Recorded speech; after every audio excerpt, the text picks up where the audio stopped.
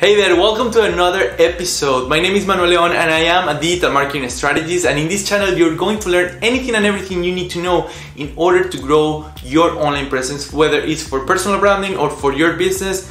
This is where you need to be. Now today I want to talk to you about 5 things that you need to know in order to grow your business to business social media organically, not paid.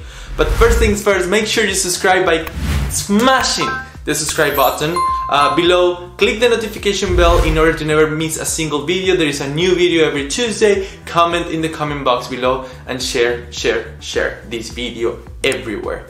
Now let's get to business. Social media.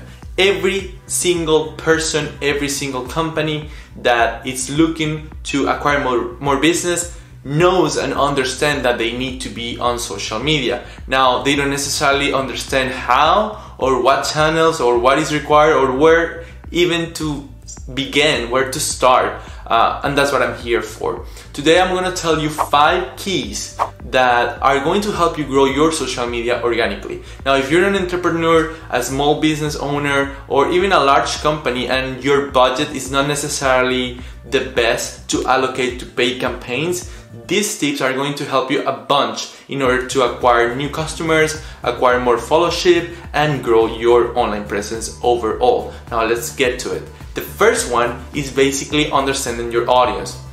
And I've talked about this before. Understanding your target audience, it's a basic step of any marketing strategy. Whether you are printing postcards like in the 90s, or whether you are planning an entire social media and digital marketing strategies, understanding your audience is basic. Why? Because that way you're able to understand also how to talk to them. Where are they hanging out? What things they're looking for? How you can specifically craft language that reaches out the type of customers that you want.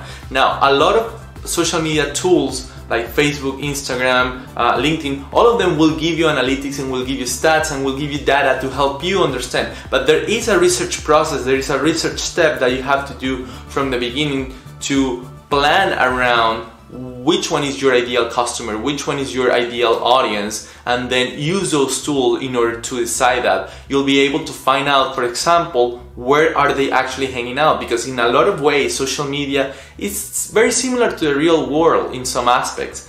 Basically, you need to go and hang out wherever your customers or your potential customers are hanging out. The fact that you have one company or one business and there are a gazillion of social media channels doesn't mean that you have to be in all of them. You have to put more effort, resources into the ones that are going to benefit you the most. So for example, if you sell, I don't know, senior products or products for senior citizens, you're not necessarily going to be on TikTok, or perhaps your TikTok strategy is going to be a little different than your Facebook strategy. So understanding your audience will give you all the information and all the data, all the tools that you'll need in order to craft better social media growth organically.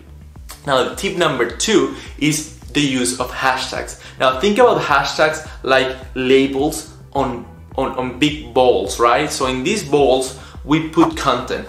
Everybody in the world is putting content using hashtags, and we're putting them into these big balls of content that are labeled a certain way, and then everybody else can go around and check them out and explore and discover things and pieces of content within those balls. So if you don't use hashtags, what's going to happen is only your followership, your current followership, is the one that is going to be looking at your content. You're not gonna be able to put that content in front of new audiences. So using hashtags is the use of gateways to help you put your message out there and acquire potential new clients. Put your information, put your business, put your content, put your message in front of people that hadn't seen it before. If you are just feeding content and feeding information and feeding posts to the people who already follow you, first of all, they're going to get saturated at some point. And second, unless you're providing like a course or content of value constantly, but otherwise they're going to get saturated. And second, you're not gonna have a new stream, a new revenue, a new funnel of new potential leads. That's why the use of hashtags is important. How do you use hashtags? Well, you do have to do a little bit of research before to understand which hashtags work better for your specific type of content, for your business, or for your niche.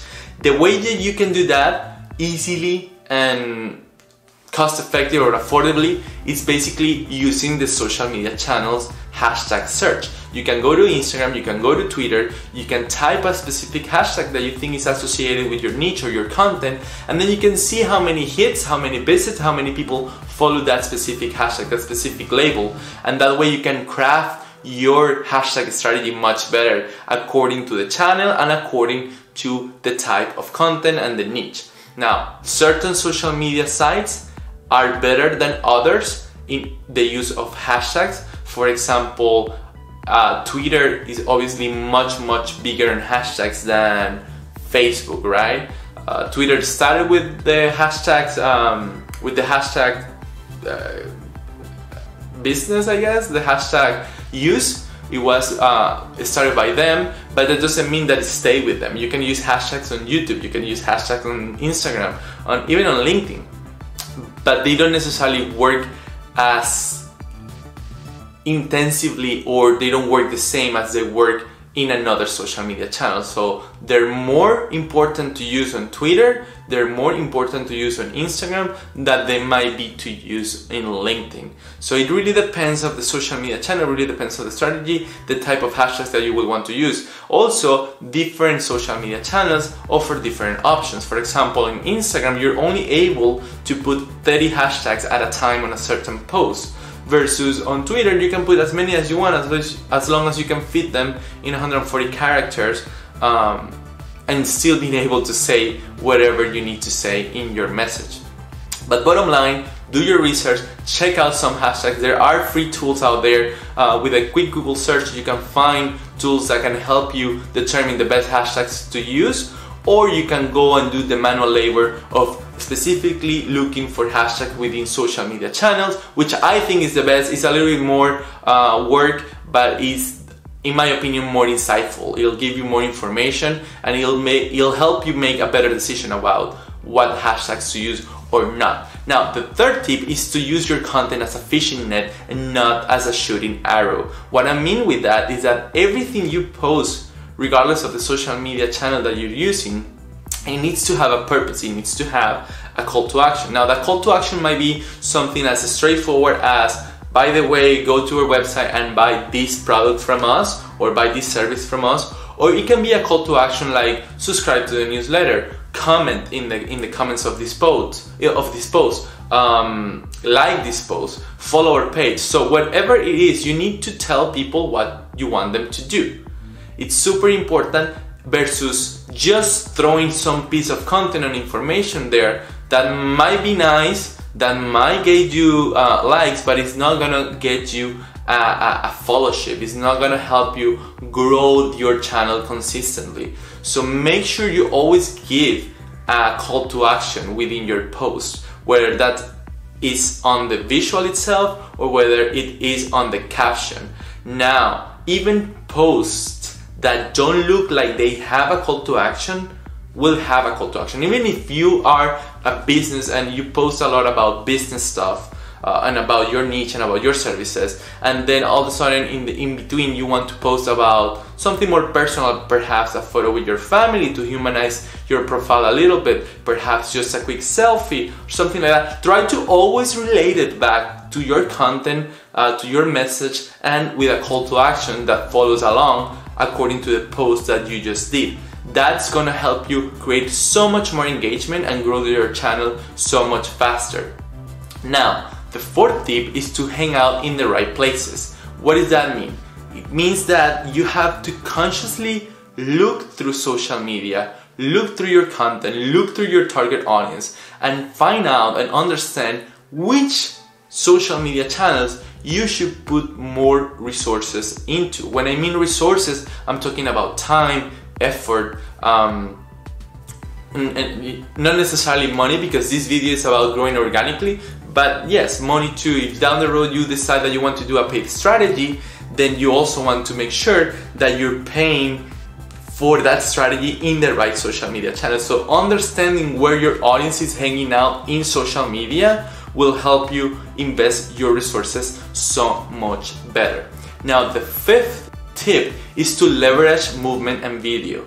There is no secret that video is pretty much what gets the more likes, gets the more engagement, gets the more following, because people are tired to read, and that's the reality. Even though we still use blogs and we still use written content for SEO purposes, video is what dominates social media right now. And there are many types of videos that you can do. Not all of them have to be very well produced, specifically for your business. If it's something that is more personal, like let's say you are an esthetician, you might get away with some more casual video content, like posting stories, talking with your clients, doing things like yourself, versus more corporate type of videos. But even that will work as well. It really depends on your content and the type of company and the size of your company and what message you want to put out there. But what is no question is the fact that video is really the way to go. You can do reels, you can do it-yourself videos, you can do tutorials, you can do webinars, you can do questions and answers, you can do interviews, you can do collaborations. Whatever it is, the format that you decide to choose, do make sure to take advantage and leverage movement and video and all the tools that all the social media channels provide in order to use video.